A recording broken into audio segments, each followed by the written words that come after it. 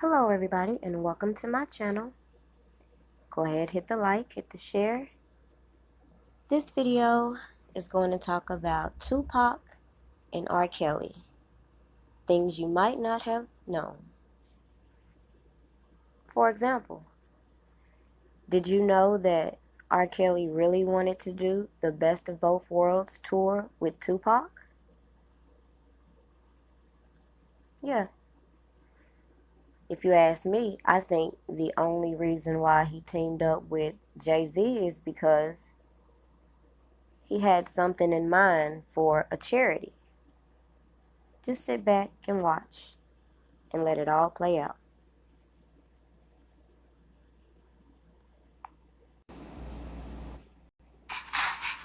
So they told me to watch my language. Fuck that. I live thug life, but let the money come to me. Cause they can never take the game from me, young. See, I'm getting money. I mean, it was cool because I got a chance to speak to young black males all over the country about this new idea called thug life, which is a new kind of black power. And when I say thug life, I mean that shit. Cause these white folks see us as thugs. I don't care what y'all think. I don't care if you think you a lawyer, if you a man, if you an African American, if you whatever the fuck you think you are. You ain't thugs and niggas to these motherfuckers. You know? And until we own some shit, I'ma call it like it is. How you gonna be a man if we start? Go ahead, you know? Cause we have got 5 different houses, ain't a man in either one of them motherfuckers. How we gonna be a man? How we gonna be African Americans? So we out here, man.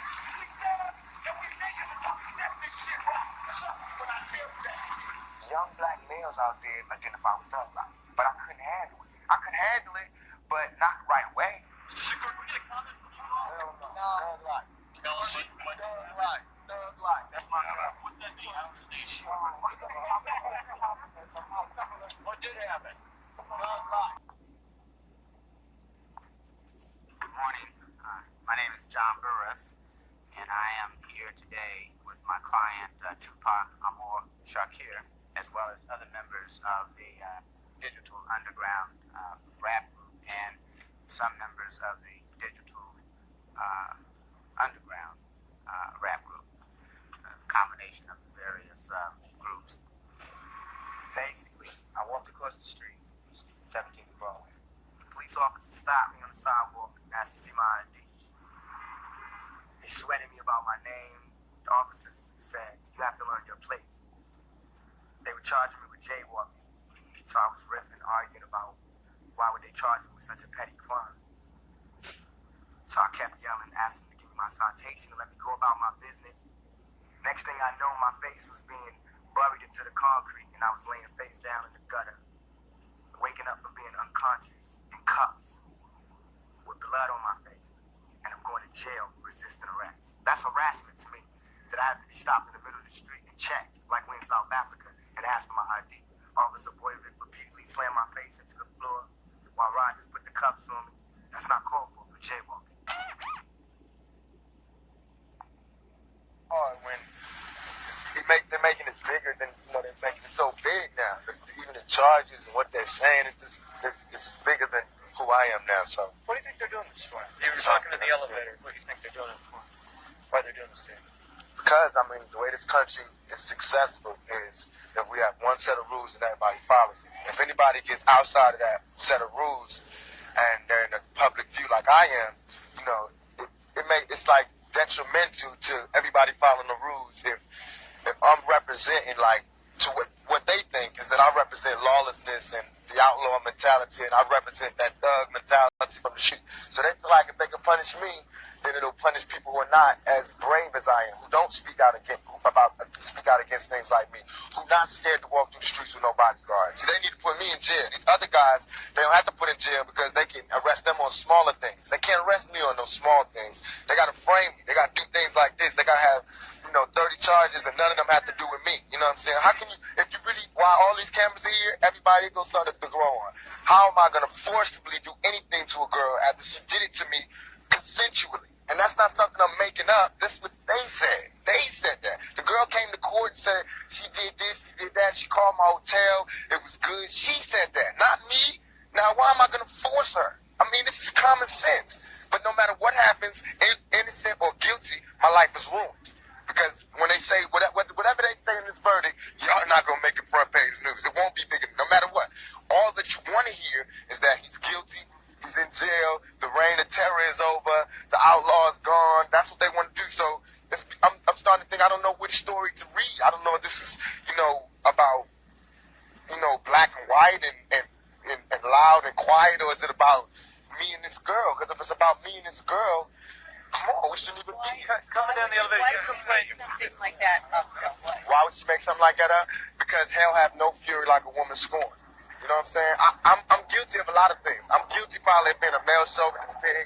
I'm guilty of probably not caring as much as I should. I'm guilty of not spending enough time with people like I should. But I'm not guilty of rape. Just because I don't want to be with that girl don't mean that she has the right to say that I did all these things that I didn't do. You know what I'm saying? Just because, of course I can't spend my life with all the girls that I spend time with. But I'm not married. You know what I'm saying? That's not a crime for me to be promiscuous. It's not a crime for me to be with any girl I want to be with. It's a crime for that girl to turn that into a rape charge. What about the circumstances here?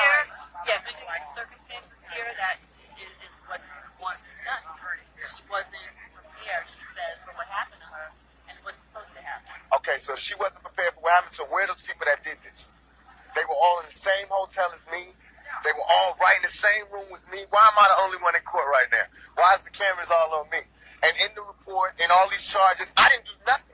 I'm charged with being in concert with some guy. Well, where they at? Why me? Because I'm Tupac. No, I'm not angry at them. I'm angry at the system. I don't want nobody else to go to jail. You know what I'm saying? But I don't want to go to jail for something I didn't do. You know what I'm saying? I just don't want to be the scapegoat. I want to be, only way I've been practicing my whole life to live my life is to be responsible for what I do. I don't know how to be responsible for what every black male did. I don't know. I guess I am going to say that I'm a thug. That's because I came from the gutter and I'm still here. I'm not saying I'm a thug because I want to rob you and rape people and things. I'm a businessman. I'm a businessman because you find me at my places of business. You don't find me up in you know what I'm saying? I don't understand this. I don't understand what do you think about the jury? You talking about the jury? You talking about the jury? And this trial, they say, he's a rap star, he's an actor. What kind of sex is he engaged in? It's same sex. What do you say to that? But it is same sex because in the trial, in the transcripts, if y'all dig deep and be reporters, you'll find out I wore a condom. It was her who sodomized me. It wasn't me who went down in the dance club and ate her out. It was her in the dance club who had oral sex with me. She should be charged, not me.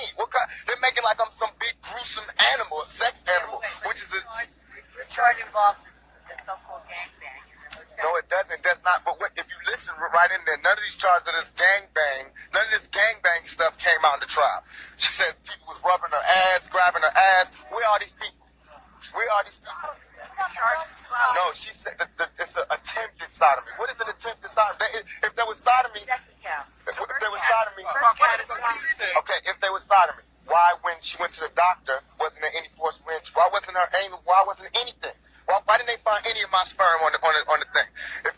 Why wasn't any of my sperm? Why didn't they find the condom? You just said why did they find it? On the night we had consensual sex. Before that. Come on, follow me. Let me ask you this about the guns.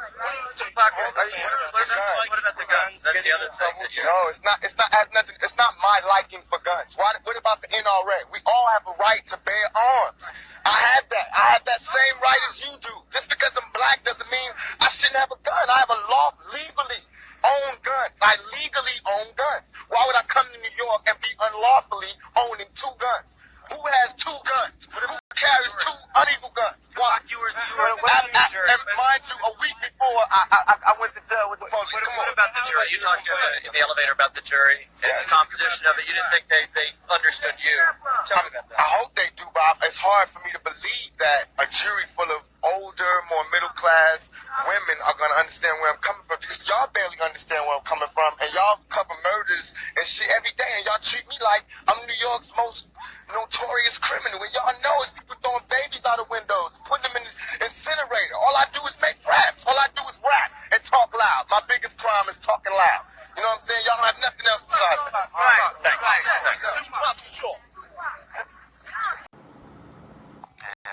And I Wish is on there, obviously. Yeah. And speaking, like, I Wish, I saw something you saying that Pac was an influence in that record, right? I Wish record. Yeah.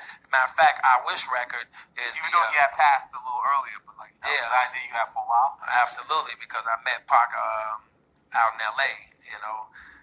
At the Hotel Negro, as a matter of fact, and we got out the Hotel Negro. Yeah, so we got out there, we met, and I told Pac, I said, man, I got an idea, man. We should do the best of both worlds, man. Rap, R&B. That was actually the first supposed to be best of both worlds situation, and the first song I wrote was I Wish. And if you listen to the flow on there, I was right in a Tupac type of flow, because he would have been like, rolling through the hood, just stop by to say what's up. Let you know your baby boy ain't doing so tough. And even though your past going on 4 long years, still waking up late at night crying tears. Thinking about those days you used to talk to me, smiling while I'm sipping on this Hennessy. You know what I'm saying? So it was like the Tupac flow. So, yeah, man, but unfortunately he passed, and, and then I met Jay, and then we just went on from there. He heard the song Still My Nigga, and we ended up talking about the remix. Exactly, and that was the starting of it, the Fiesta. Whatever. Several other corny sounding motherfuckers are understandably shaken up by this release. The question everybody wants to know is why they get this nigga started. Bad boy killer, Jay-Z died too. All you motherfuckers, fuck you too. Jay-Z, all of y'all motherfuckers, understand this. Ain't no nigga like me. Fuck Jay-Z, broken, I smoke dead. Baby, let's be free. Outlaw, Jay-Z, KC, die slow.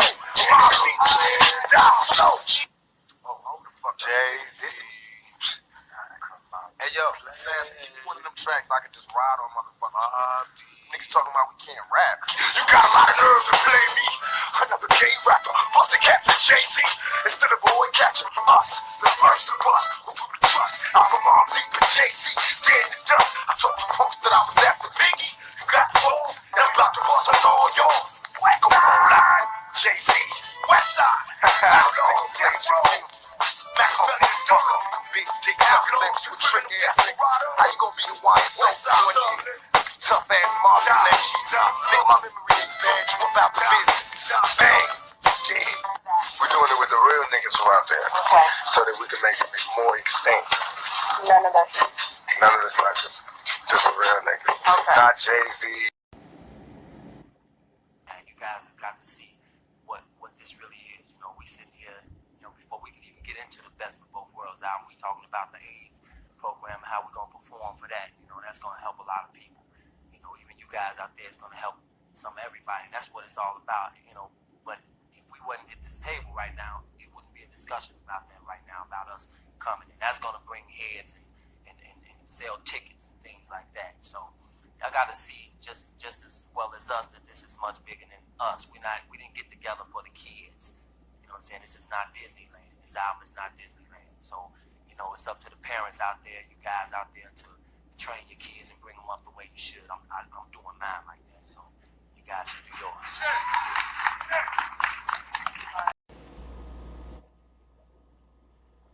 Now, just like R. Kelly, Tupac had issues with extortion as well.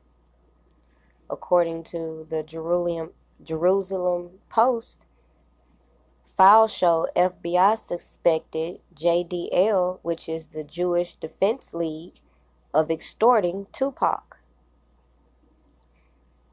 The Jewish Defense League threatened famously murdered rapper, provided bodyguards for hip-hop stars, according to released FBI documents.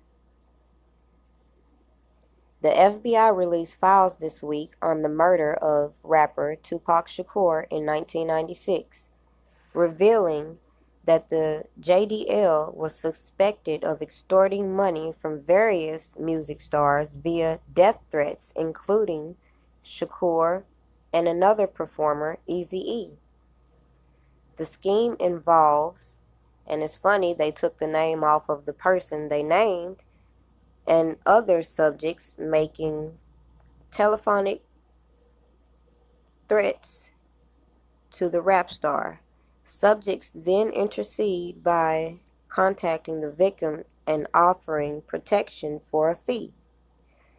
The victim and their family are taken to a safe haven, usually a private estate, and are protected by gun-toting bodyguards associated with the Jewish Defense League.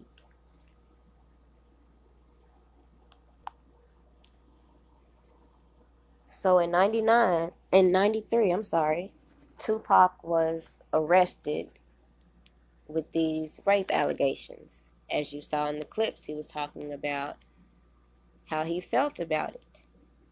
And doesn't it sound a little bit familiar to what's going on with R. Kelly?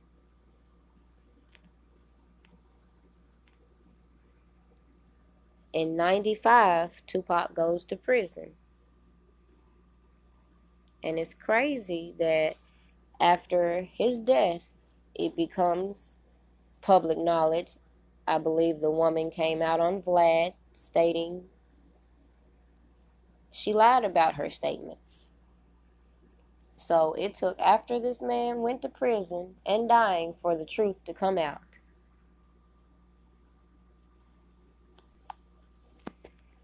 Just like with R. Kelly at the time of his arrest, he couldn't bail himself out because the man who had made millions for Interscope was essentially broke by then.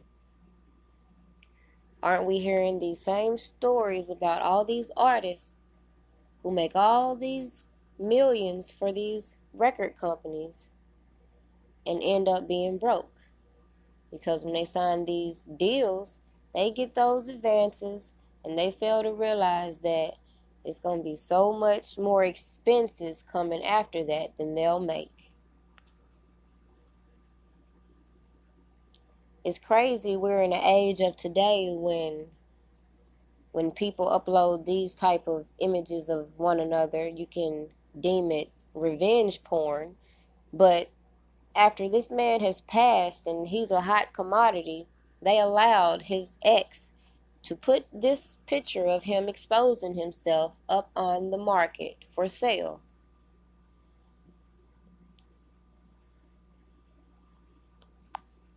Not only that, of course they had to come out with all the gay allegations. Sounding familiar? They assassinate your character,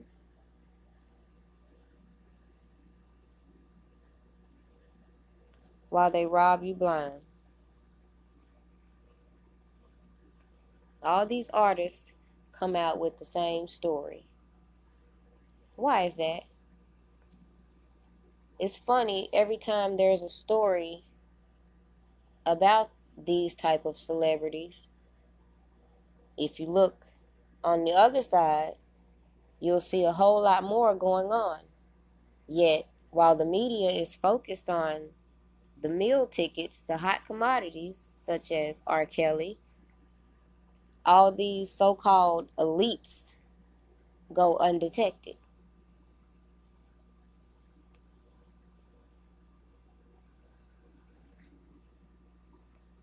As far as Jay-Z, I think everybody by now can see he's with the same agenda. And every footage I can see with him and R. Kelly, you can clearly see the discomfort within each other. If you do a little research, you'll come to find R. Kelly seemed to have been a little bit paranoid by the fact that I believe he was receiving a lot of death threats, considering this was a time when he was facing those first allegations of child porn. So when I heard other recordings of Jay-Z being so dismissive, knowing that he had his little friend pepper spray R. Kelly mid-performance, that makes him look a little suspect to me. And then he acquires his big come up with his record label. Coincidence?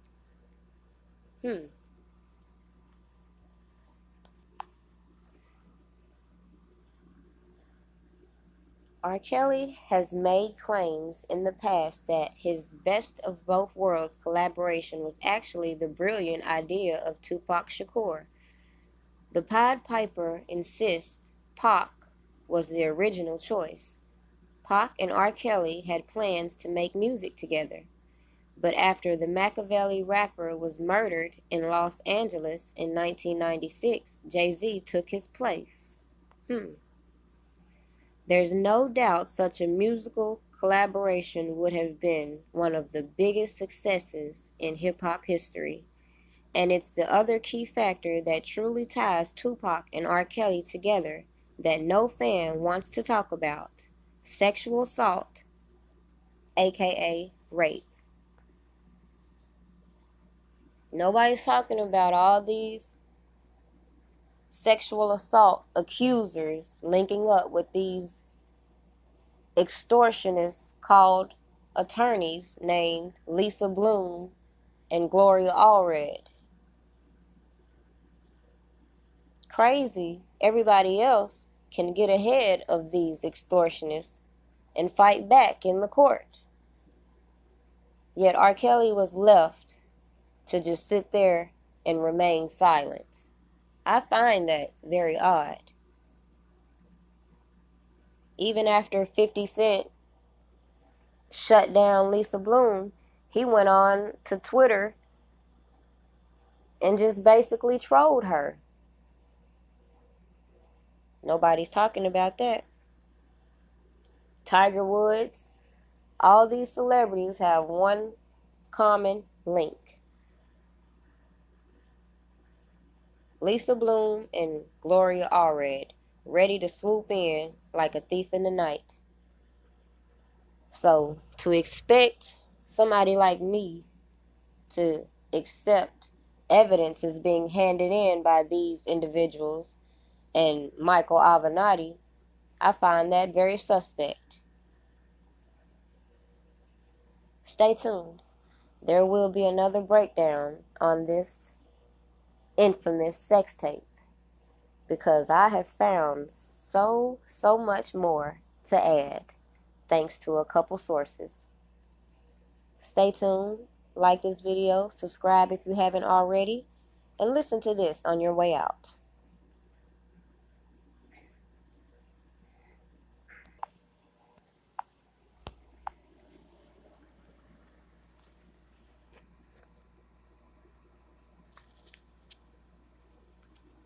We lit, smoking weed like it ain't no thing. So even kids wanna try now, then lie down and get ran through. Nobody watches them clocking the evil man too. Faced with the demons, addicted to hearing victims screaming. Guess we was evil since birth, product of cursed demons. Cause even our birthdays is cursed days. A born thug in the first place, the worst ways. I love to see the block in peace, with no more dealers and cookie cops. The only way to stop the peace, and only we can change. It's up to us to clean up the streets, it ain't the same. Too many murders, too many funerals, and too many tears. Just seen another brother bury, plus I knew him for years. That's by his family, but what can I say? Keep your head up and try to keep the faith, and pray for better days. Days, better days, better days. Hey, better days. Got me thinking about better days. Thinking back as an adolescent, who would have guessed that in my future years I'd be stressing, since ain't the ghetto sick and corrupted. Plus my PO won't let me hang with the brothers I grew up with. Trying to keep my head up and stay strong. All my homies slinging yeah, yo, all day long. But they wrong, so I'm solo and so broke. Saving up for some Jordans, cause they dope. I got a girl and I love her, but she broke too. And so am I can't take her to the place she wanna go to. So we argue and play fight all day and night, making passionate love to the daylight. Plus we about to get evicted, can't pay the rent. Guess it's time to see who really is your friend. Tell me you pregnant and I'm amazed. There's so many blessings while we stressing, looking for the better days. Better days, hey, better days. Got me thinking now, better days. Better days, better.